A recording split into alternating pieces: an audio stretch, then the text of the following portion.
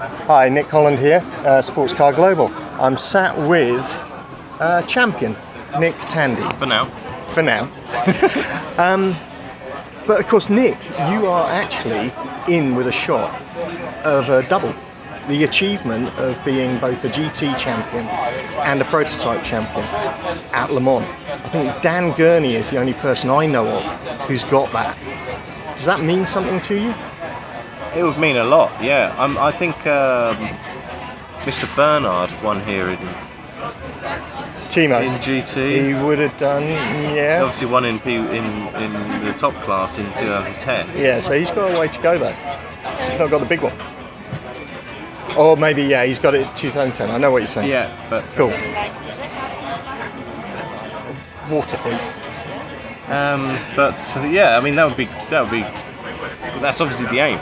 Yeah. But it's been the aim for the past 2 times that I've been here. Yeah. Or before last year in the GT, and it's one of these races that it kind of picks you. Yeah. You can't pick it; it picks you. Yeah. Unexpected times at Nürburgring for Porsche. With you had problems with your car. We had problems with our car. Was it grip related? Shall we say? It wasn't solely grip related. Yeah. We had a problem which caused an accident. Yeah. In the end, and those components, are they similar on the GTE, or no. Is everything beefed up for here? It's a lot of things are similar because they're both based on the production cars we know they have to be, but no, the major components are different on the RSR compared to the R, which is more based. The GT3 car is much more based on the street version. Yeah. Where the RSR is, it's full race car. We have to use the engine block, the homologation parts we have to use, but everything else is different. So we're confident that we won't have the same failures that we had at Nürburgring. Yeah. Okay. With conditions this weekend, does that afford you some benefits? Does it claw some stuff back on some of those turbo cars? If it rains, yes. What forecast have you seen? It's not so much about how fast you accelerate out of the corner or how much power you're allowed to have. Yeah. But I'm not sure it's going to be wet in the race. Right. Okay. In the dry, it's clear that we don't have the speed of the Ford and the Ferraris. It's not just the turbo cars; it's the Ford and the Ferrari. It's just how it's managed. But it would be nice to have things shaken up a bit. Yeah. And conditions can do that. And I mean, we understand today that there's still the potential for a better balance in the balance of performance to be imposed. So we await any update that's forthcoming. No comment. So you've practiced. You've been out in all conditions. I did an outlap yesterday in the rain. Right. Okay. That was quite interesting. Out and back in, obviously. Yeah. Well, that's something achieved at least. I've seen, Aston Martin tell me that they see a wet start and then things improving, and that seems to fall in line with the general forecast for Monday being a beautiful day down here, which is terrific for travelling home in. Indeed. So you are wishing for rain, aren't you? Yes, because ultimately we want to have a chance to win this race, and that will present probably our best chance of mixing up. It's not. We're not saying if it's going to rain we're going to be good, because for all we know, on this surface, on this temperature, with these tyres, if it rains, we could be the slowest car out there. Yeah. We could crash on the first, when it rains immediately, we could be out of the race. But anything that can mix up the competitive order will be good for us. Yeah. Okay.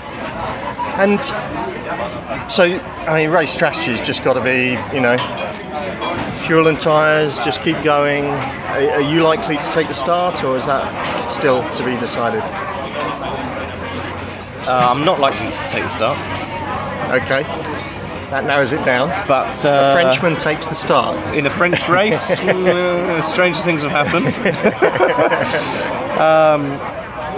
But yeah, literally, we have to execute our race. Yeah. Like everybody knows, you can't look at everybody else. You've got to do what you do and do what you do best. So, like you say, we've got to put fuel, tyres, change the driver occasionally, hopefully not change the brakes. And that's it. And try and, in 24 hours time from when we start, try and do the same thing when we finish. And I hope that it's good enough. We've got a great team, we've got a great group of experienced people, we've got a good set of 9 drivers with the 3 pro Porsches. I think there's no doubt about that. And we've got a proven car that's it's normally reliable, but actually we've had a couple of issues recently. But we've got every chance of having a good weekend. Okay. We don't have to be the fastest car on a single lap to be competitive in the race, do we? No, absolutely. So Sports Car Global, we're trying to mix things up a little bit with doing previews and stuff. I was with the KCMG guys yesterday. I've listened to it, yeah. And Richard and Matt were very kind. Mr. Bradley is very knowledgeable. He does go on, doesn't he? But yeah, you were their pick for GTE Pro, I think, as an ex-colleague. Maybe they're not so knowledgeable. But so I'm assuming you'd return that favour in terms of LMP2. Absolutely not. Okay. When you've got a guy like Rennie Rast against you.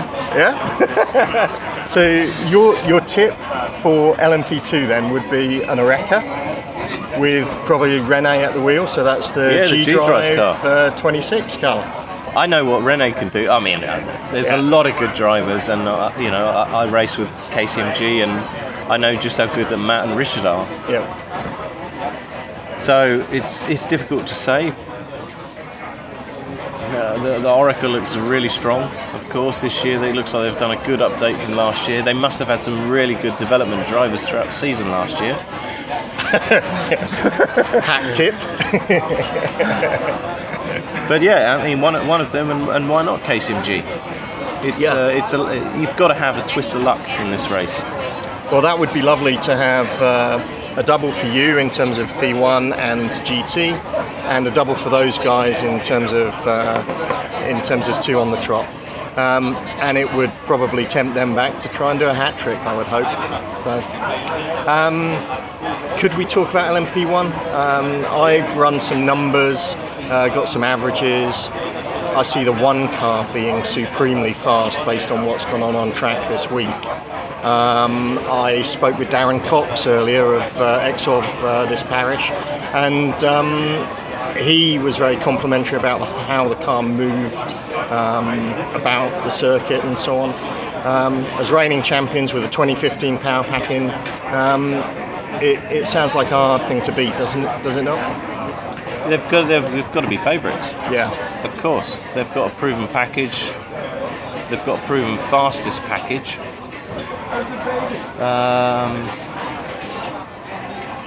It's difficult to say because of what's happened with the weather conditions in the lead up to this race. It's difficult to say what Audi have got. I'm pretty sure that we can kind of figure out how fast Toyota will be, and they'll be much closer than last year. Yep. But yeah, I think it's definitely another good year to be in a Porsche P1. Yeah, absolutely, and God only knows we wish there was a third one out there. Nick, you've been terrific. Really enjoyed the time with you at long last. And I wanted to compare hands with you because I've got your gloves, and mine are substantially bigger, and that fits with those gloves. So anyway, thank you for your time, and we wish you a long, safe and successful race. Thanks, buddy. Cheers.